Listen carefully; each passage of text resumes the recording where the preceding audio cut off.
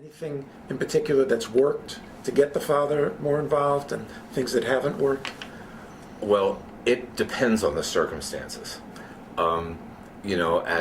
At sometimes in a family where it's an intact family and things seem to be going pretty well, and I realize that I've never met the father, Right. then I may ask the mother, whether that might be possible at some point. Sometimes what happens is that happens because even though I may have not met the father, this happened actually today. It's a patient that I've taken care of for actually a fair amount of time, and the father came in today for a problem visit with a child, Mm-hmm. and it was great. I mean, he's a really nice guy and really caring, and so that was a way of engaging him and then sort of saying, I'd like to see you again.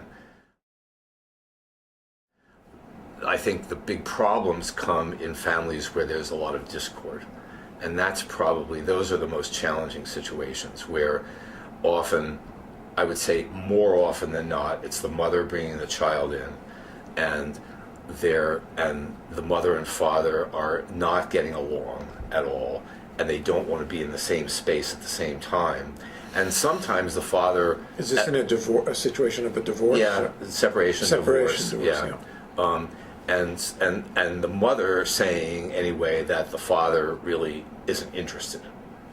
Now, there you never quite know exactly what the situation is. Yeah. And so I've had times when I would actually call up the father and sort of, say that I've seen his child and that I understand they're going through a tough time.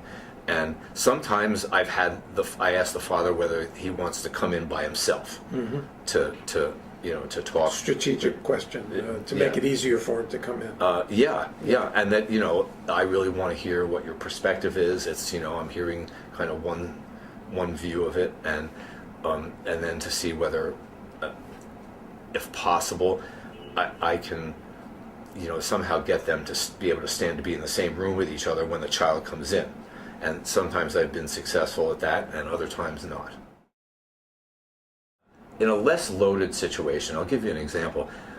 Often when a child comes in and there's a question about whether the child has attention deficit disorder, the parents relatively frequently don't agree on what we should do. Often one of them is dead set against medication, and it's usually the father, but not exclusively. And sometimes I'll have seen one of the parents for the initial visit, and in those cases I will always ask that both of them come in to talk about it. And then that's when the real work starts, because it's clear that they're coming from different places here.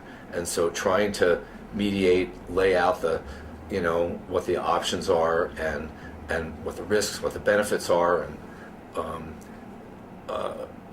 trying to at least have a common understanding of what the issues are, sometimes makes a big difference. And having both of them being able to hear this together, rather than talking to one person, then talking to another person, and so forth.